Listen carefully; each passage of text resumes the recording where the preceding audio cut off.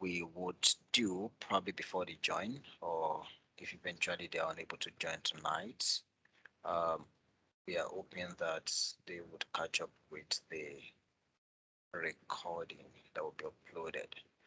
So, in the last class, we talked about data visualization, and when we talk about data visualization generally, that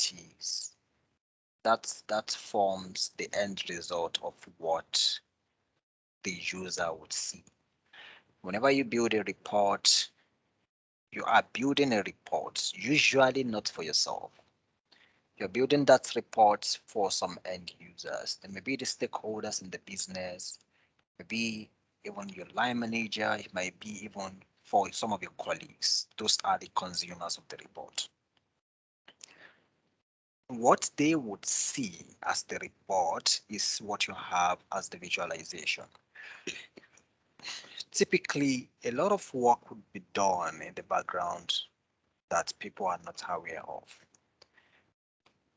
But in order to have effectively communicated whatever the work you have done in the background is, or whatever you are trying to answer from the questions that brought about the kind of analysis you are running, you need to select carefully the kind of visuals you will use on your report. So when we talk about data visualization, I know Nani has done a bit around that yesterday. This is just to give us some other background around it. When we talk about data visualization generally, what people do is that they want to create some reports. So they just go into their Power BI, they do, okay, let me use a line graph here, let me use a bar graph here, let me use a table here. People just select visuals randomly. Let me bring up my Power BI. So I'm not talking out of uh this. Okay. So now this is a report page on Power BI. People want to create reports, they just come into their Power BI. Maybe they want to see how their model is doing, they drop their model, and then they drop their revenue. Okay, that is what people do typically, and then maybe they want to see this as a line, as a bar graph like this, something like this, and then they want to create a second report. Let's say, let me just duplicate this, and on this they want to see maybe they want to see their line of business instead. They want to see their line of business instead of the model. And then this one, they might just decide, oh no, I've used a bar graph, so let me use a column. Okay, this is what people do in reality. They just select visuals that are appealing to them, one, or they select visuals because of the fact that they feel that they have used these visuals too frequently, so they want to use other visuals in their report. This shouldn't be the basis of selection of visuals when it comes to reporting. I'll give us a guide. When we talk about visualizations generally, we are using two things to visualize. It's either you are using tables or you're using graphs. The entire visualization you are doing in your reporting, you are either using tables or you are using graphs. So your graphs are what people call charts, and they are what we call visuals in Power BI. So the question now is, what are the things that would make me want to use a graph for my report or in my report? Or what are the things that would want me to make use of a table in my report? What do we think? Let's have a conversation here. When do we Sorry, my think? network froze. Okay, so my question is, when do we think we're supposed to use a graph, maybe a bar graph, a line graph, or when are we supposed to use tables in our report?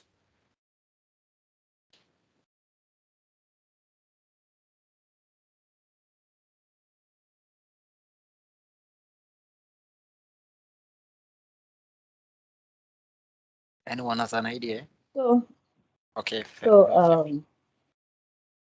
is it possible that we use graphs when we want to see the relationship between, let's say, items in in a table, but when you have several relationships uh, within a table, Mhm, then it's better to use a table where you want to see different aspects of an item, mhm. right? Okay, okay. How about tables? That's when you want to see different aspects, right? That's just trying to be sure I got that. You use tables when you're trying to Yes, see. Okay. yes. When you have several relationships or so, things you want to point out with regards to a particular item. Mhm. Okay, great. Thank you for that try. Unfortunately, I actually do not have this on slides. I would have used that to articulate what I'm trying to say, but I will speak to it from the top of my head. One of some of the reasons why we should use graphs and some of the reasons why we should use tables. So let's begin with graphs. Whenever your intent or the request is that you want to see trends, the intent or the request from whoever has asked us to do that report is we want to see the trend in this thing, then what you are to use is a graph.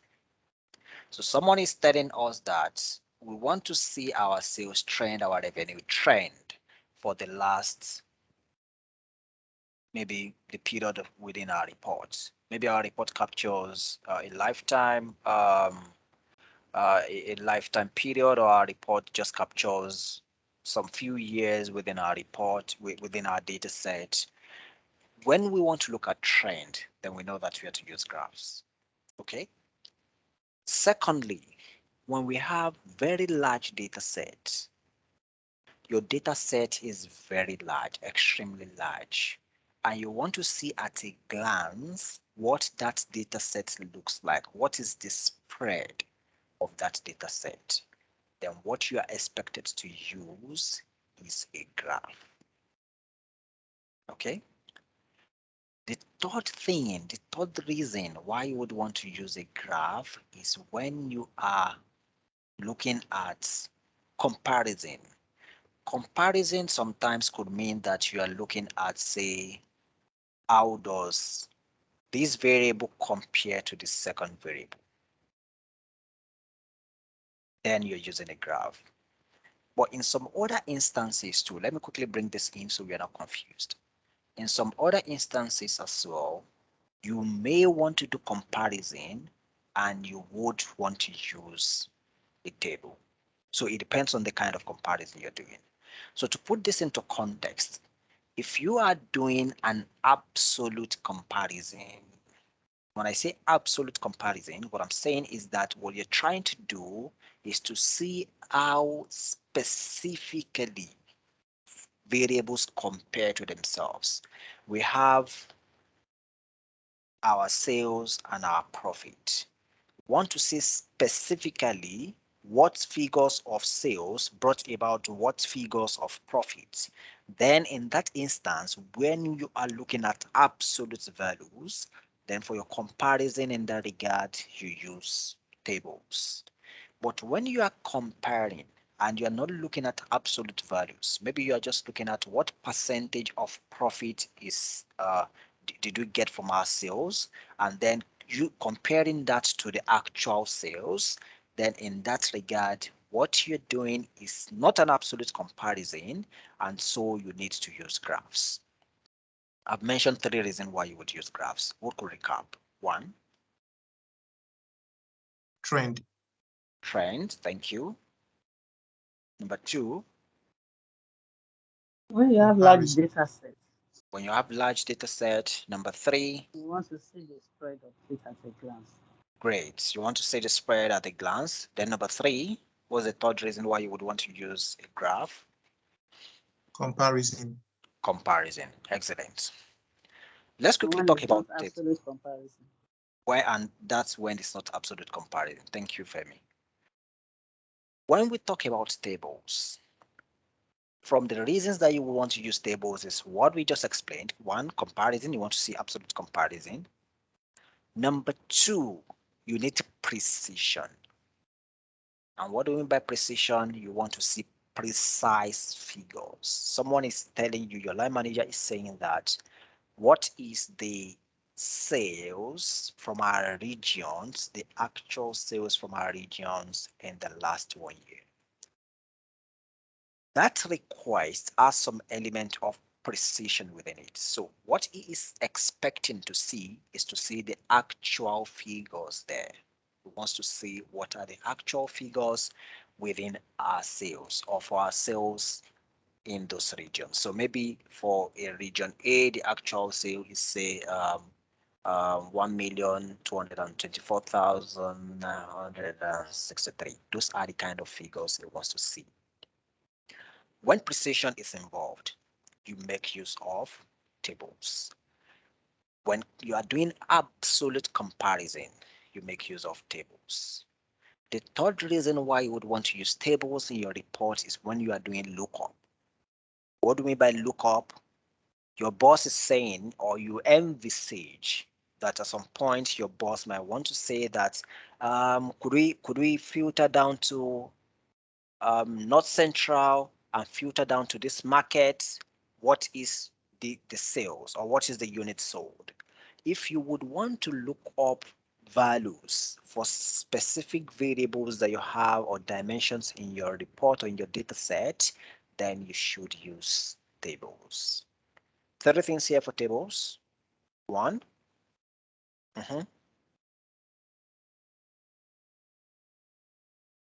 Precision. When you're looking for precision, precise Precision, figures, correct. absolute comparison, and Absolute lookup. comparison, and you look up. and look up. Excellent. So those are some of the things that would guide us towards the selection of our visuals. Okay. So before we say that we want to use a bar graph or you want to use a column graph, there are things that you should bear in mind. Okay, Tope? Okay, thank you very much, Musin. But then I want to get a clarity. When you were telling us about the usage of graph, you said we can use it in the case where we're looking at comparison. And then when you're also talking about table as well, you also made mention of absolute comparison. Does that mean that we can use either graph or table for absolute comparison? Okay, thank you for that. So let me clarify. There are two types of comparison that you can do. You can do what is called an absolute comparison, or you do a relative comparison. So absolute comparison means that we have variable A and we have variable B. So we are looking at figures for variable A and we are looking at figures for variable B and doing a visual comparison between the two. That is absolute comparison. So for instance, maybe we have, let me see if I can do something here just quickly. So if I have A, I have B, and I have something like 1000 this, and then for this one I have this. I have figures like this, and I just load this. Let's just quickly look at this. So now, if I have my table, where's my table visual? If I have my table visual here, and I come to this my table, and I add this and this. Okay, so this is doing a sum already. So we're looking at A and B. We're looking at just comparing what is the value of A to what the value of B is. That is what we are doing in this instance. This is an absolute comparison. You get just looking at the values for variable A. How does it compare to the values for variable B? But when we talk about relative comparison, that is when we are doing a calculated comparison. That is, how does variable A change relative to variable B? Or is there a kind of relationship we are trying to detect in the comparison, not just visually, but we are doing some calculations to get how they actually relate to themselves. So now, if what you're doing is just absolute, the actual figures are what you're looking at, and from these actual figures, you are just trying to say that, okay, this is A, this is B, this is the value, this is the value, just visual comparison. Then you need a table because you want to see the figures and just compare visually. But when what you want to do steps a bit higher to say that you want to now do some calculations before that comparison, then in that wise you are doing a relative comparison. And when you do relative comparison, what you need to use really is a graph. So let's say we have something like this. We have a 100% stack bar now. Okay, so now on this, look at our legend. This light blue is for A and this is for B. So now we are looking at how does A compare to B in the summation now. So A, we want to now see, how do I explain this? We want to see what is the quota of A in this entire data set. So now this one is telling us that A is 6.31% of the entire thing. So which means that we're actually comparing A to B, but in this wise, we have done a calculation to see how does A compare to B, or how far is A from B, or how high is B from A. We do not want to see the actual figure here, the absolute figures, but we want to use some calculations to derive that kind of comparison. I don't know if this is a bit clear, topic. Yeah, it is. So are we safe to say that for graph, we make use of it's for relative comparison and then table is absolute comparison? 100%. Okay, thank you. Yeah. So those are some of the things that should guide our choices of graphs or tables. So sometimes when we look at some reports, so one of our seniors he mentioned in one of his posts on social media sometimes about that he was creating a report, and in the report he didn't have any graph, and at that time he had got about 38 tables in that report. This is to tell us that it is not all reports that we open that we are expected to see graphs. Of course, many times you would have a lot of graphs in your report, but there are situations whereby the request you are trying to answer has nothing to do with graphs. So you don't put graphs in your report. What they want to see, the stakeholders, they are typically tables, or maybe they want to see actual figures, precise figures, absolute comparison. They want to look up values. If these are the kind of requests that you got, then what you need to use mostly are tables. That will give them the kind of answers they want to their request. When we now go further in our visualizations, here now we have our revenue by model name. So we are looking at our model against our revenue. So for each of the models, we can see what our revenue is like. But for some instances, you want to answer some requests. Okay, for instance, let's say our boss is asking us that what is our revenue for these computer repairs last year? That is the kind of request that we got. They want to know what is our revenue, or what was our revenue from computer repairs last year. How do we think we'll get that?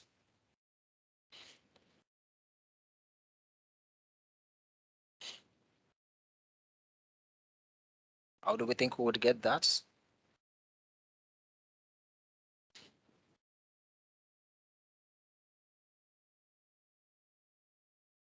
Any idea?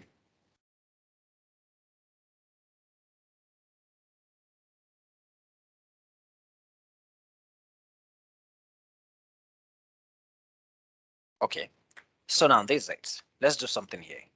Let me turn this into a table or a matrix visual, or turn this into a matrix, and then let me add our let me add the year and the month, the year to this. I'll add the year want to add the year to the rows, and then no this um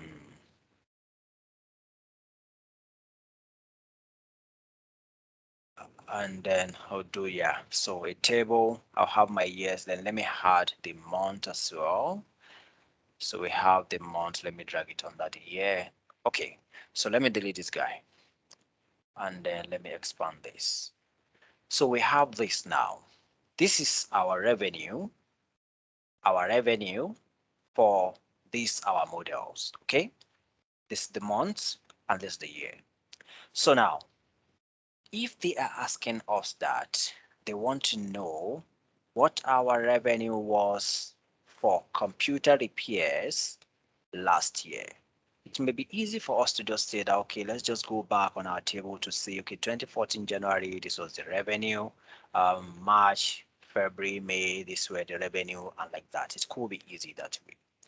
But where the challenge would come in is when we want to now start to do some comparison. Say, how much did the revenue grow for computer repairs last year to this year?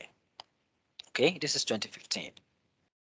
This is 2015 May, and this is 2014 May. So how much did the revenue grow for computer repairs 2014 May to 2015 May? That is where the challenge will come in. This is something that we cannot see directly from our visual. Our visual would not give such communication to us. What this table is telling us is just a breakdown of all our revenues by our model. And whenever we have requests that practically we cannot see that thing, the answer to that request directly from our visual, then what we need is to write DAX. DAX, data analysis expression. When we need to write it practically is when we have some requests that we cannot directly answer using our visuals and just dragging in our fields. I don't know if you understand this. Yes, I think it's like a question I asked yesterday, and Maya said you were going to touch on it. Okay. So, but did you get the explanation now? Yes, yes. Okay, great. So, which implies that for some situations, it's possible that you create reports without writing DAX at all. So those situations would be that you have your report or you have all your requests answerable using your visuals directly. Then you're good. But when you have certain requests that you cannot directly answer based on or by you using some visuals or some tables, then you will need to write DAX. So when we talk about DAX, data analysis expressions, what does that mean? For those of us that will use Excel, Excel has functions. Excel is a functional language. So also is DAX. DAX is also a functional language. Why is it a functional language? Because what we do in Excel is we are calling functions to do certain things. That is the same thing we do in DAX. You want to add up values. You need to know what function assists to add up values. Okay, the function is this. Then you specify to that function what fields or what column houses that value or those values that you want to add up. So what you are doing when you are working with any functional language is you are doing what is called function calls. You are calling a function to do some things for you. And that is what DAX is. So when we talk about DAX in its entirety, there are a number of things that revolves around it. I want to try as much as possible to break things down so that we do not, it does not look complex eventually. DAX to some people is pretty difficult. But I would say that yes, DAX is not as easy, but when we get the foundations clearly, when we get the fundamentals clearly, it will be easy for us to tweak our ways, navigate our ways around some of the things that may seem to be complex eventually when we start building some complex reports. So when we talk about DAX, we are doing three things basically. One is you are either what you want to do is either you want to create a table that does not exist already within your model. So when we go to our model now, this is my model. Okay. At the top, I have my dimension tables, and then below I have my facts. So all my dimension tables are filtering my facts. Okay, that is the relationship that we can see here. And the direction is that I'm using directions are coming from the dimension tables down to my fact table. So it is like a waterfall stuff. Everything coming from above filtering my fact table.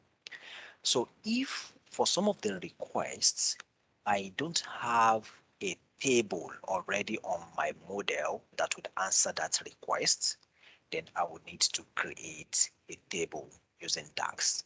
And the table will leverage on what I already have on my model to create the other table that I need to answer the request. I'm coming back to that. The second thing we might be doing with DAX is to say that we have a table like fact sales, but there are some extra columns that we would need in our fact sales table, which we do not currently have, and we want to create those columns. Then we need to write DAX. The last thing that we'll need to write DAX for is to say that there are calculations we need to do, that the calculations will return maybe single values. They would not return tables, nor would they return columns. They would return single values that we want to use on our visualizations. That's the third category. So whatever we are doing with DAX revolves around these three things. It's either you are creating new tables, or you are creating new columns, or you are creating calculations that you would use on your visuals. Are we clear on this? Are we clear on Yes. this? Okay, great. All right. So let's begin. So I'll go to my model view now. Let's see what we can do quickly here. This is our fact table. This is our fact sales. Okay. And on our fact sales now, someone is asking us, or maybe our boss wants to know that what is our total unit cost? What is our total unit cost? What do we think? How can we get that? We have to calculate some of the Some unit sold. unit costs, not unit sold. We want to Oh, get our okay, unit okay. cost, total unit cost. So Fine, how do we so get that? I Tope. if you say unit cost, are you referring to the price? Sorry, can you be more audible? Okay, when you say unit cost, are you referring to price? Yes, something like that. Price.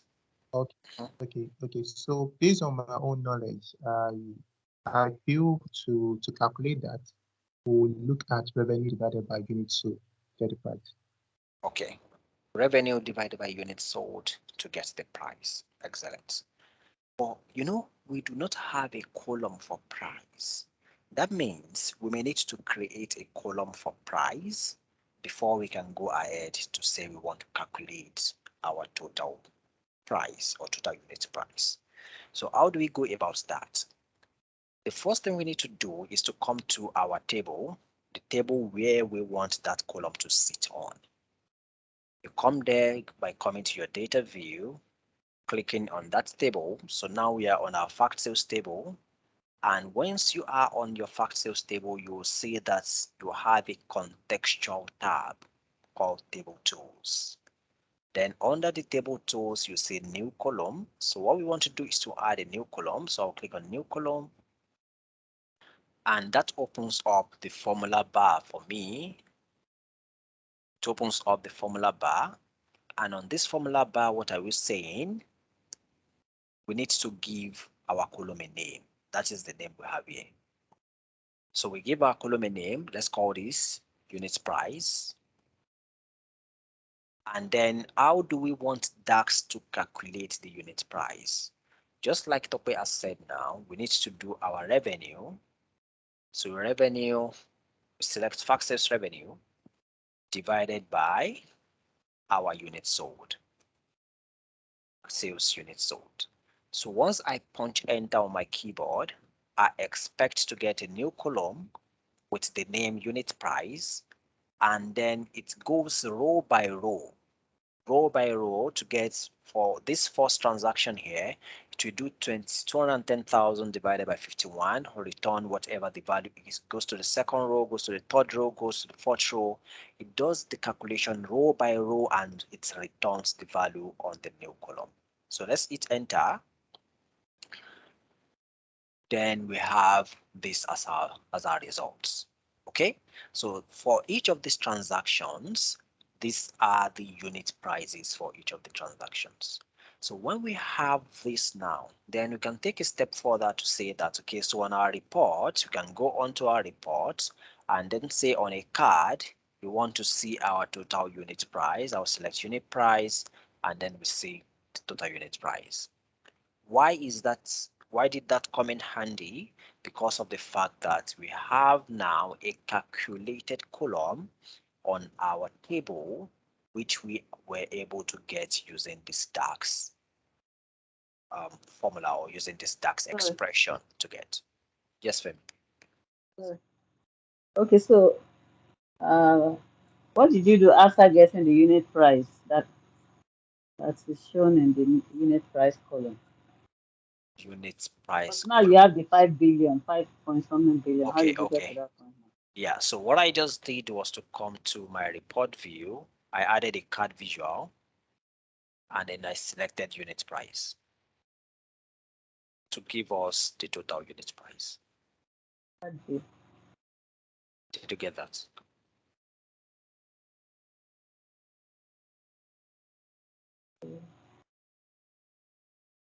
Did you Okay, get? card view. Yes, I've seen the card view. Okay, yeah, All right. card. Okay, yeah. So this answer now, that is a calculated column. Another thing we might want to do is say, maybe if there are still some other calculations, or there are still some other requests that would warrant that we have our what's it called, that will have us add extra columns to our table, we need to write some expressions to do those. That is one of the ways to use DAX, adding extra columns to our model. The second way is we are creating extra tables that do not primarily exist within our model. So let's say our boss is asking us that he wants to see the details of transactions made from parts. Remember that we have our line of business. We have 4 lines of business. We have the copier sales, parts, printer sale, and service plan. So maybe our boss now wants to see details of transactions only for parts. Okay. Of course, we could come here to say that we want to filter down these to parts, and then it returns values for parts alone.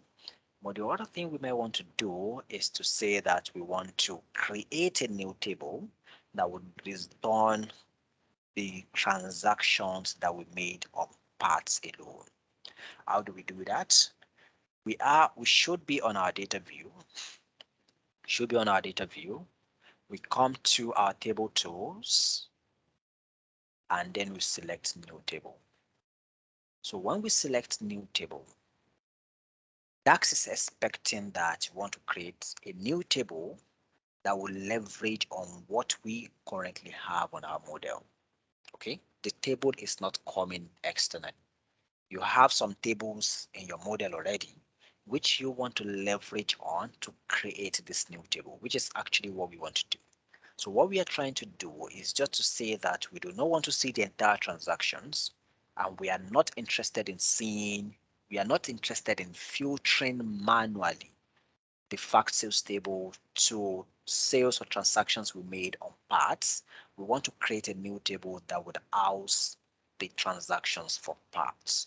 So then what we need to do is to come here to say that maybe parts sales. Remember, the first thing you do for whatever calculations you're doing within DAX is to give that thing a name. So when we created our column earlier, what we had before the equality sign was the column name. Now that we are creating a table within DAX, what we have before the equality sign would be the table name. So now, what we are trying to do is to filter. We want to filter our big table, filter it down to transactions that are just for parts. How do we go about that? We use the filter function. Okay, tab filter into place, and what does filter do? It returns a table that has been filtered. It returns a table that has been filtered. So there is a big table that we want to reduce. That's what filter would do for us. And filter is asking for two things. The first is the table you want to filter, and second is how do you want to filter it. Okay, there is a table you want to filter, and there are certain conditions you want to put in place to filter that table to become a smaller table. That is what filter is doing for you. So now filter, what table are we filtering? Our fact sales table. Okay, I'll put a comma. Then how do I want to filter it? That is the filter expression. How do I want to filter it? I want to filter the table down to where our line of business is equal to parts. Okay, so I only want to see where our line of business is equal to parts. That is what I want to do. If I say that, if I remove this line of business equal to, and I close my brackets here to say that filter fact sales table parts, this is not expected to return any result. Why? Because at this point, the filter function is not able to relate the parts that we have here to anything on our table, even though we have parts on our table. Why is the filter function not able to relate the parts that we have here to anything on our table? It is because of the fact that Power BI DAX works on tables and columns. It doesn't work on cells. So DAX is not able to go straight into the cells to see that there are parts on the cells. So it's not able to see that. So that's why it does not recognize that this is on the table. So for it to recognize that this is on the table, we need to tell it specifically that we have a column that has these values, then return that column where you have filtered down to just these values. Are we following? Please go over that again. Okay. When we are if we are in Excel, okay, for Excel, whatever calculation we want to do, we can either refer to a column in Excel or we refer to cells in Excel. But when it comes to Power BI does not work on cells. It doesn't recognize cells. So what Power BI recognizes is an entire table like our fact sales, an entire table like this, or a column like our trade dates, or a column like line of business. So now, if we want to do something within cells in Power BI, we want to filter down to specific values that are on some cells within Power BI, then we need to find a way to tell Power BI that go to this column, and when you get to this column, then look for these values. But if what we do or what we have done is that we have only specified that value, Power BI is confused because it doesn't recognize that value as a column. The value that we have specified is not a column name, so it doesn't recognize it. For it to recognize that value, we need to mention the column that that value belongs to, and then that way it goes to that column and then goes down within that column to look for that value and return our result for us. I don't know if you understand this now, Femi. Yes, yes, thank you. Great. So let's go back to our part sales. So now we rewrite our formula. Remember, we have our fact sales, that's our table name. And then our expression is that we want this to go to our line of business column, which is on the fact sales table, and look for where line of business equal to parts, which means wherever we have parts on the line of business column, return the entire transactions for us. That is what we wanted to do. So if I hit enter at this point, I expect to have a new table which now says the line of business just to be parts. So you can see our line of business at this point is only parts. And if we look at the summary at the bottom left, you will see that now we now have a table which has 14,000 rows as against what we had earlier, which was about 33,000 rows. Okay, so this is we creating a new table. Another thing that we may want to do is say, maybe we want to see transactions within some periods. We don't want to see the entire transaction. We just want to see maybe from 1st of January 2014 to say 31st of June 2014. That is what we want to see. If that is the only thing we want to see, we may decide that we want to create another table to get that. And what we use to get to that also is our DAX. So this is the second way of utilizing DAX within Power BI. We looked at first using it to get calculated columns, where we looked at the scenario of our unit price, and now we have looked at a situation whereby we want to create another table from the table that already exists within our model. Those are the two ways from the three ways that we can use for our DAX. I hope it's clear up to this point. Yes. Great. Yes, it is. Great. So now, the third way to use DAX is to do some calculations that we want to use on our model or on our report rather.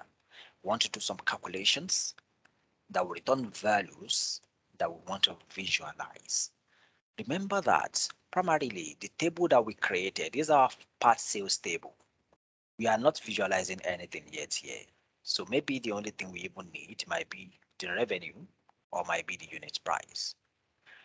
When we created our calculated column, that was on our fact sales, we created this unit price column.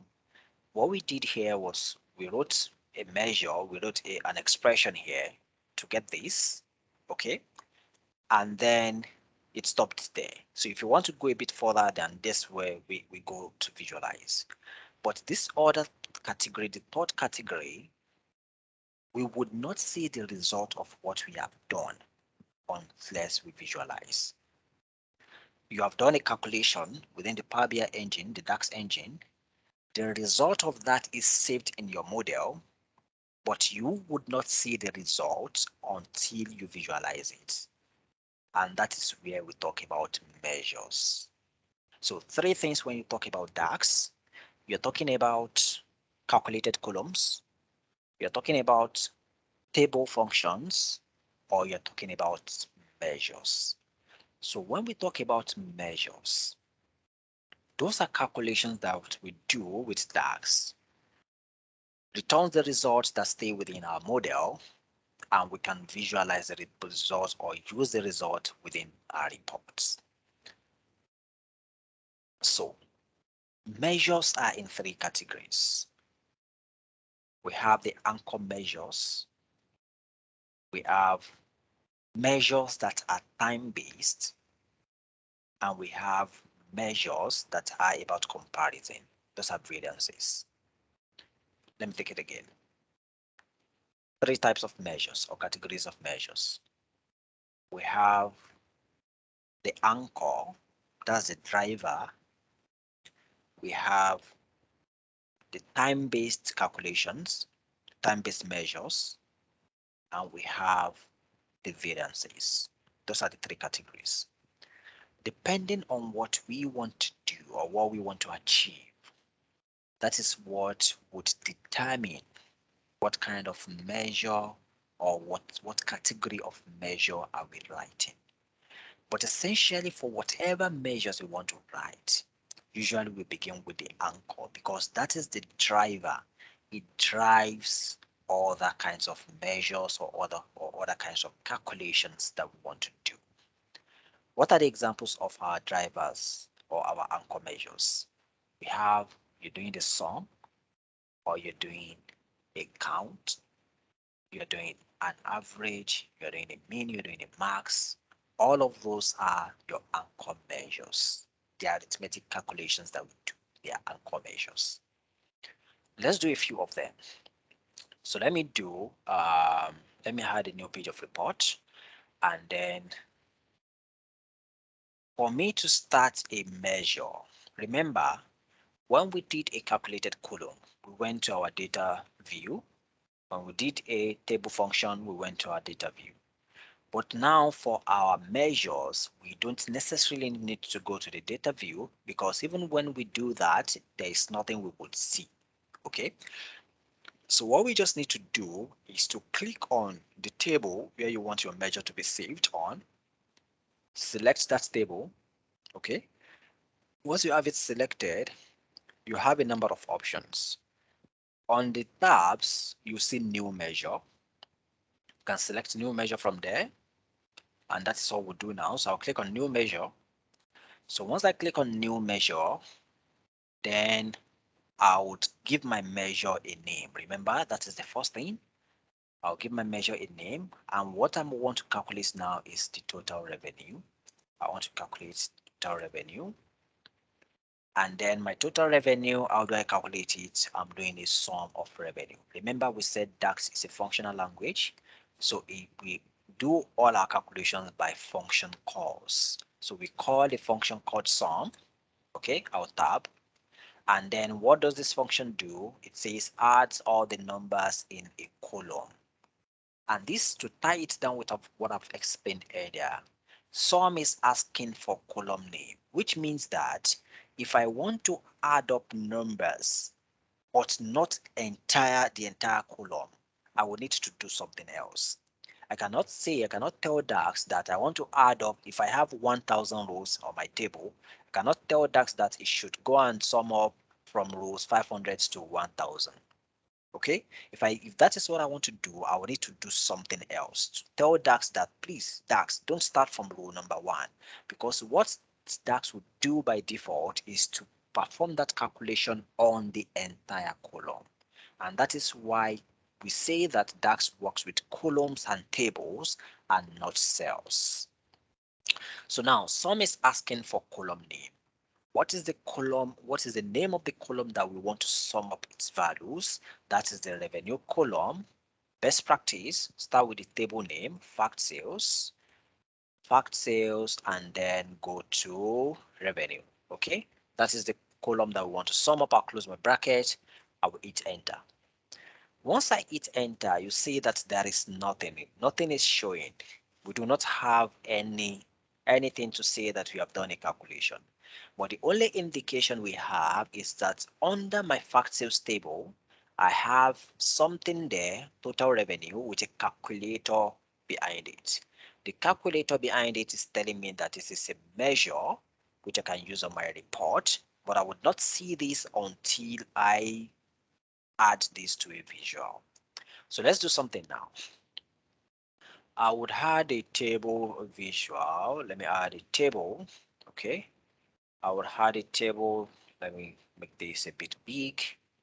And then I want to say, let me just add my total revenue. Okay. This is giving us a single value, 77 billion now. That's the total revenue. Okay. But now I want to do something else. So let me change this to a matrix, and then no, not a match. Let me still use a table. So let me add our region to this, our region, and then I'll take our region up, and then Let me also go to our factors table. We have our total revenue that we just calculated. So I want to also add the revenue column. Okay, so let me quickly format this to increase the size. Grid size, let me make this 20. Yes, okay, maybe 25. All right, so now we have two things on our table now. Region, we understand region. We have total revenue, which is the measure that we just calculated. Our total revenue is the measure that we just calculated. And then we have our revenue, which is the column that we have on our table. The two are returning the same values. And this will make me explain a concept which I think Noye mentioned to us yesterday. When we talk about calculations that you do within Power BI, there are two broad types of calculations. It's either you are doing an implicit calculation or you are doing explicit calculations. So when we say implicit calculation, it means those calculations that are implied by default within the Power BI engine. Okay, they are implied by default within the Power BI engine. And what that means is that Power BI, based on what it can see at that point, assumes that this is what you want to have. What does that mean? If I take this a bit to the right, okay, and then let me duplicate this. I'll duplicate this here. And then for this one, let me remove total revenue, and then let me remove our region. This revenue value that we have here is coming from our factors table. That is our column revenue. Our column revenue. This is it. But now, because of the fact that we just dropped the revenue on a table, there is no context around the revenue. Power BI assumes that we want to see the total revenue. Why does it assume we want to see the total revenue? Because we do not have any context to say that we want to see this revenue broken down by something. So it just sums it up, return the value for us. That is an implied calculation. Power BI is thinking that what you want to see is the total revenue. But when we go ahead to say we had our region, where's our region? We add our region to this. Okay, we add our region to this. Then it went ahead to now break down this total figure. It broke it down to this region. So we now see figures for each regions, and then we have the summation at the bottom. These all are implied calculations. We can go ahead to say that, okay, our store name, we want to add it to this as well. So we have it further broken down. Okay, we have it further broken down to say for each region, the store name and what we have here. So this would continue like that. Okay, those are implied calculations within Power BI.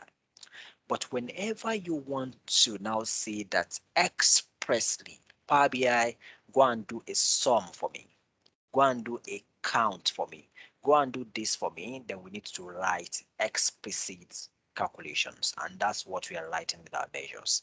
To put this into better context, let's do something. I'll delete this table and then I will add a card visual. So this is my card visual here. Let me put it here. And then I want to add my region. I added region to this card visual and it returned North Central. Why did it return North Central? Because this is a text field. Region is a text field. That's why Power BI thought that maybe what we want to see is the first region. You can see North Central, first region. If I take off this region and I add my unit sold or unit price to this card visual, Power BI returned 5.59 billion, which is the total unit price. So Power BI actually implies some calculations based on what it thinks of the kinds of fields that we have. So for text fields, it's thinking that maybe what we want to see is the first text there. It gives it back to us. For numeric fields, it's thinking that maybe what we want to see is the what's it called, the total, which we can actually alter. So let me go back to what I showed earlier. Let me add back a region, and this is showing us the first region. So we cannot tell Power BI that no, Power BI, we don't want you to return the first region. What we want you to do is to return the count of regions we have on this particular column, region column. How many regions do we have? We want you to return the count on this visual. Then we need to now explicitly tell Power BI that Power BI do a count, and that's where we say that we are doing an explicit calculation. Do you understand implicit and explicit?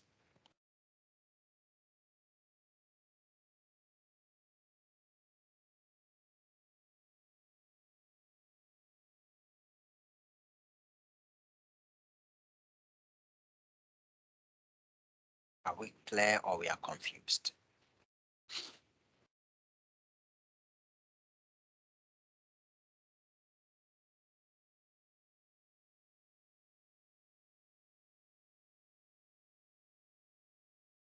Hello, can anybody hear me?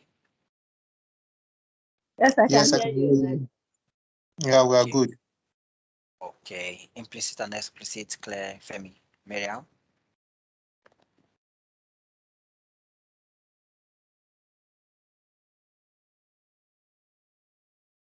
I Femi, think is it I'll clear? listen to the video. I'm a bit, I'm lost. You are a bit lost. Okay, let me quickly take it a bit again. So what we are saying by implicit and explicit is this. Let me just use this example here. On this is a card visual. Okay, so on this card visual, if I add units sold, what do you think Power BI has done here?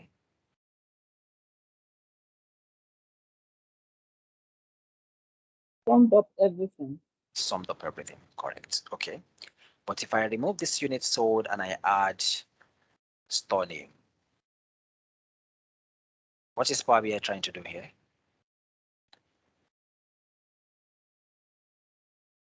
Trying to provide for that particular region. Okay, so what Power BI is trying to do here is it's looking at, okay, this store name. What do you want to see there? Maybe what you want to see is the first store name. Maybe the first store name, alphabetical order. So Power BI done that, but not. Okay, so what Power BI is trying to do here is to say that it's trying to imply a calculation. When we put units sold, it's returned the total units sold. It's returned the total units sold. But when we change it to a text field, it's a bit confused now, and then it returns the first store name. If we now want to tell Power BI that no, Power BI, what we need is not the first store name, but we want you to go into the store column, count the total number of stores that we have, and return that. Return the value. Then that way, what we need to do is what is called an explicit calculation. We don't want Power BI to by itself imply what we want to do. Of course, if it were to be numeric fields, it could imply those correctly. But now we want to explicitly tell Power BI that, oh, Power BI, this is what we want you to do. Go to the store name column, go and count the columns that we have there. We'll go and count the stores that we have in that column and return the value for us. So when you are expressly stating what you want by writing measures for your visualization, you are doing an explicit calculation. But whatever calculation that you come by, which is as a result of you selecting any of your columns, adding it to a visual, it's an implied calculation. It's a calculation that is done within Power BI by default that does not have any form of interaction or any form of influence from the user. Just like we saw for Units sold, it returned the total units sold. We didn't do any calculation before it returned the total units sold. It just implied, okay, you've selected units sold column, then maybe what you want to see is the total units sold. That's implied. But if we now go as we calculated the total revenue, we did equal to sum, that is explicitly telling Power BI that we want to see total revenue. Do you understand now, Femi? Yes, thank you. Great. All right. So now, for this our text column, store name, Power BI thought maybe you want to see for store name. That's not what we want to see. So now we want to tell Power BI that go to our this store and go and count our store name. Let's know the unique stores that we have. So how do we go about that? First thing, I'll click on my factors table. I want my measure to stay here. I'll click on factors table, and then I'll come to new measure, and then I'll give my measure a name, maybe count of stores, and then I would say I need a function that will return the unique stores that we have. Unique stores that we have. The function to use is distinct count, or tab distinct count. And what does this do? It says count the number of distinct values in a column. It counts the number of distinct values in a column. So now, what is the column we want to count? The column is store name, remember, and it is on our D store table. So best practice, start with D store table, D store, and then what are you counting? What column are you counting on this store table? Store name. I will tab. I'll close my bracket and I will hit enter. So once I hit enter, you see that on our fact sales table we have now another measure, count of stores. So on this card visual, I'll select my card visual.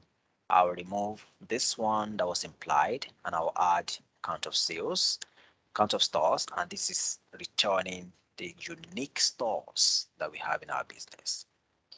This is another anchor measure. Okay, so we have seen two anchor measures now. We did our total revenue and we did our count of stores. So I want us to quickly do it. So let's say what is our maximum revenue? Let's try it.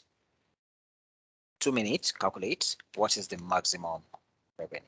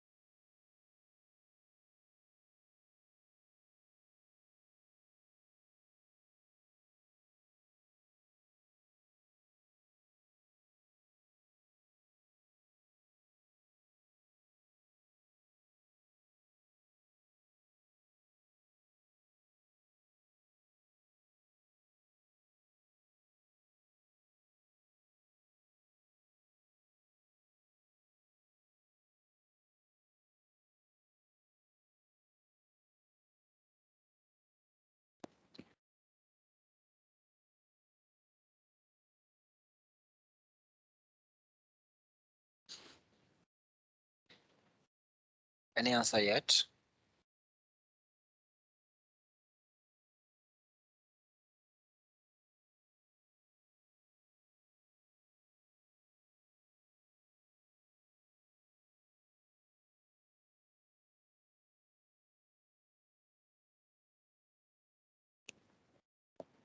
I have 77 billion.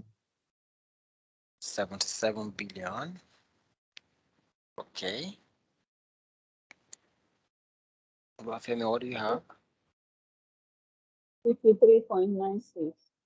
83.96. Okay. How did you get that? Yeah. So I created a new measure Okay. and use the maximum, the max to match the function. function Okay. on the fact sale table Okay. with What column on the revenue. fact sales revenue? Okay, great. Tope, how did you get that? Wait, I think I have 54 million. So, hello. Yes, I'm with you. Yeah, so I created a new measure and Mm-hmm. I used max of revenue, then max of revenue. You said you use max of revenue, then max of revenue. I don't get. That like max, then sales revenue.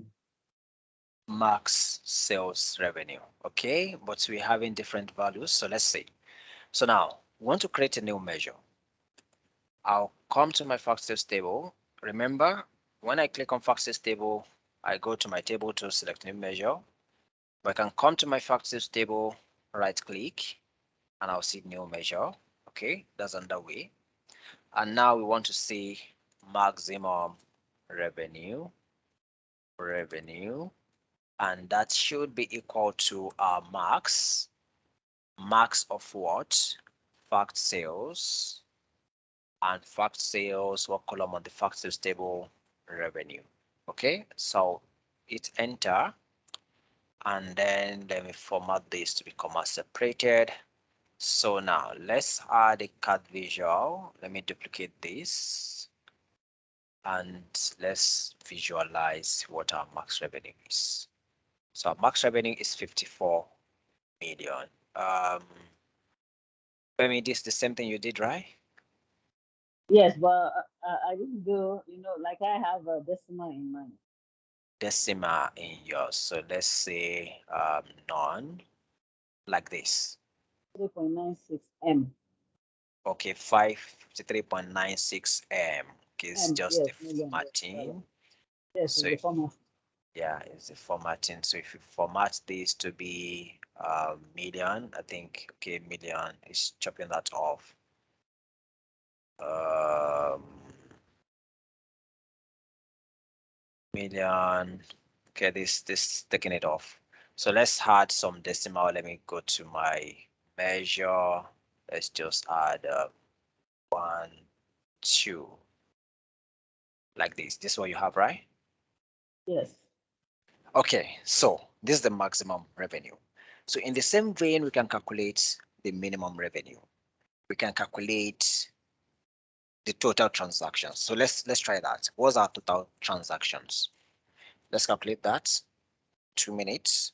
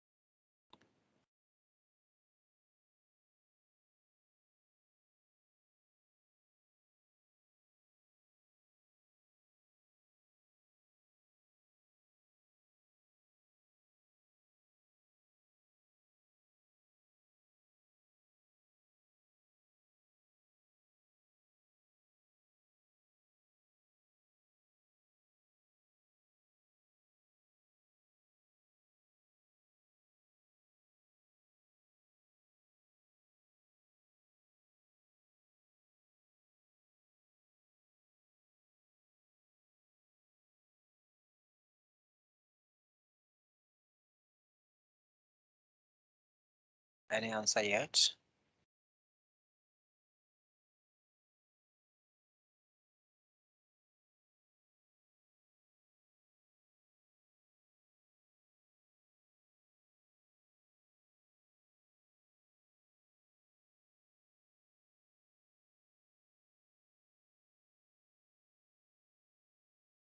I have 32529. 32529. Okay, 32529. Okay. Oluwafemi, any result yet? No, not yet. Okay. So maybe I lost what we are calculating. Okay, we want to know our total transaction. Okay, so that's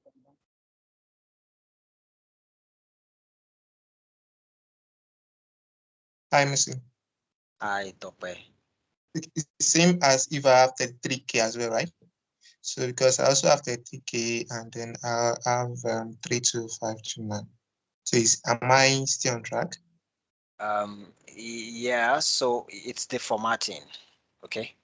So where you Right. have 33K, it's rounded up to the nearest thousand. You get. Okay, all right. Thank you. You're welcome.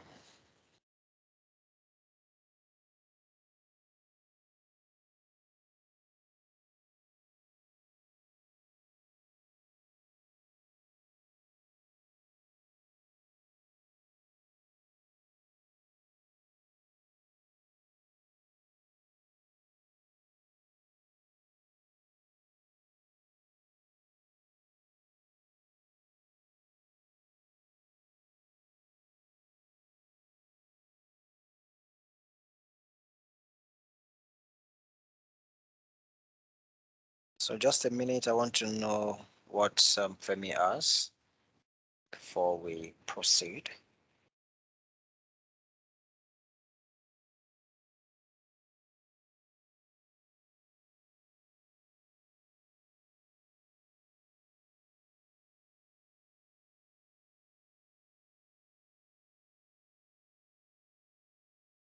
I'm not getting it. Okay. All right. So let's quickly do this together now. So look at it this way. If I come to my data view on our factors table, what do we think of each row on this table? Each row of this table, what do we think of it?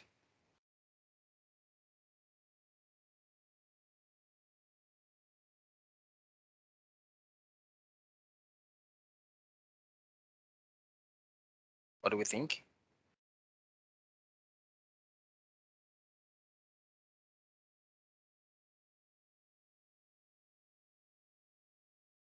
How do you know? Yeah, Please take the so question again. looking at each row of data on this table, we have what's this one? Al-Kaleri, the dates, the model, the parts, the revenue, 51 units sold, unit price 4117. What do you think of that? Maybe that's a rule, right? So yeah, so that's a record of transaction. So this a Okay. single row is telling us which store that transaction took place, on what date, what model was bought, what line of business did that model belong to, what was the revenue from that transaction, what was the unit sold, and what was the unit's price. Do we agree? Yes. Great. So that's a record of a single transaction. So now, if we want to know what our total transaction is, there are a couple of ways to do that. One is to say that you want Power BI to go into this table and count the number of rows because we have agreed that a row is a transaction. So once it counts the number of rows we have on this table, returns the value, then we should have the value it returns would be equal to the number of transactions that we performed. So let's do that quickly. I'll add a new measure here. And then my new measure, I will say transaction count. And then we want DAX to count the number of rows we have. So we have a function count rows. And what does count row do?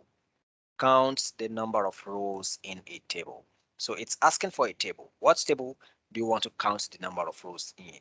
So we specify our table, fact sales table, close our bracket, we hit enter, and that should return the total number of rows in that table, which should be equal to the total number of transactions. So let's come here. Let's add our measure to this card visual. Okay, I selected max revenue, so it should be here's its transaction count.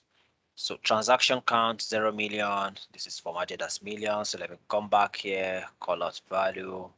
Let me see auto. Let me say none. So this is the value here, and I can format this to be comma separated. So I add comma to this 32529. Another thing we could do is to say that we want to add a new measure to get our total transactions. So we say transaction count 2, and then we want to count our revenue. How many were our revenue? That's what we want to count. So fact sales revenue, because we know that a revenue comes in per transaction. So the revenue number 1 was for a transaction, revenue number 2 was for another transaction. So if we count the number of revenues, we should get the number of transactions we performed. So count the fact sales table. What column on the fact sales table? Count the revenue. I'll hit enter. And once I hit enter, let me add that measure to this card. Where's our transaction count 2? And this is 0 million. Let's just quickly do format. Let's do none. And then let's make this comma separated. Okay, so we have the same result when we counted the entire rows and when we counted the revenue column. So those would give us the number of transactions that we performed as we have on our data set. Femi, are you clear on this? Yes, as I Right. got 33. You got 33K, so that was formatted. So you could Format, just yes. yeah, you could just do a none, so it returns the actual figure. Okay, so this is a minute to 10 p.m. Any questions so far? Okay, so I know we didn't look at the data.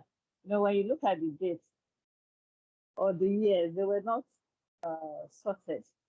Okay, So you could see we didn't touch that in looking at the tables.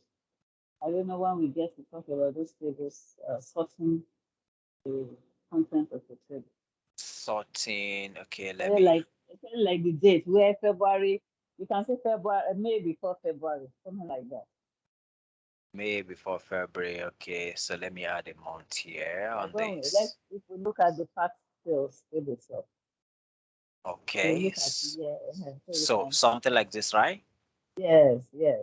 Okay, so what's happening here is that DAX is sorting the months alphabetically, and that's what it does by default. So if you look at our region column now, region North Central is coming before Northeast because this Yes. is being sorted alphabetically.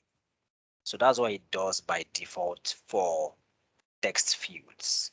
So if you want to impose a sort order on any of this column, then we need to create a sorting order on our data.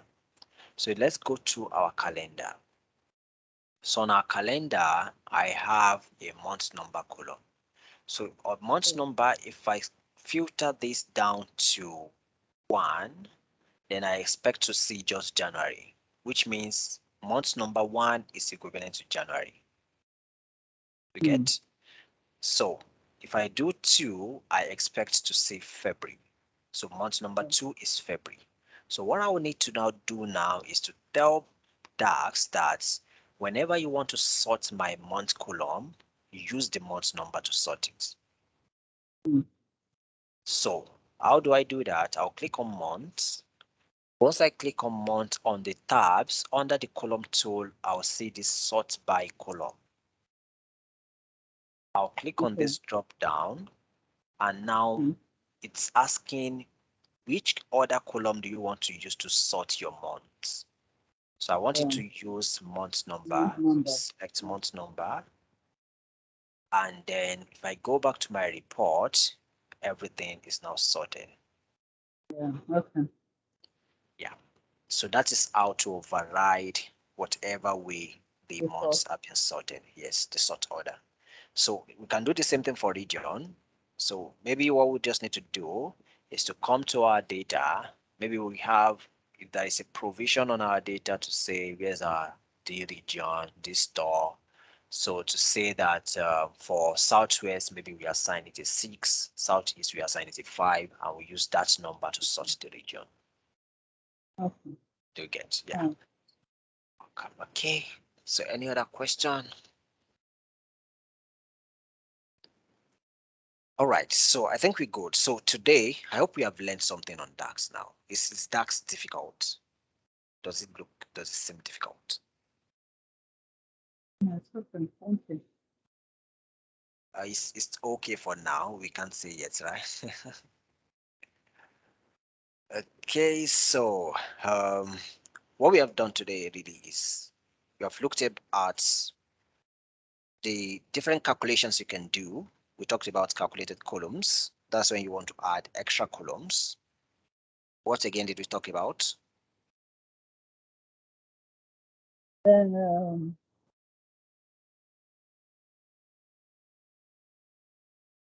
Talked about look calculated at columns, tables.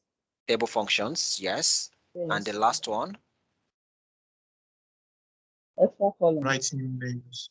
So, measures. yes, So it's either you're adding columns, you are creating tables, or you are writing measures. So it's under measures that we now have three other categories. We have what, and what. DAX, Anchor, other and measures. time. Anchor and time based. Anchor, time-based, and And measures. variances. Comparison. Comparison or variances. Okay. So those are the three. So today we have only looked at anchor. So in the next class, we'll look at time-based calculations or time-based measures, and we look at comparison in the next class. And then would be gradually approaching the end of our Power BI class for now. So maybe in the near future, we might have some classes on some more advanced features, but this should be fine for now. Thank you very much for staying through to this time. So we hope that next week we continue this, and those that were not able to join tonight, we hope that they will be able to catch up with the recording. So thank you very much. Let's do have So, a great week. thank you, Mason. Thank you too. Thank you. Yeah, thank you, Musin. Bye. Thank you.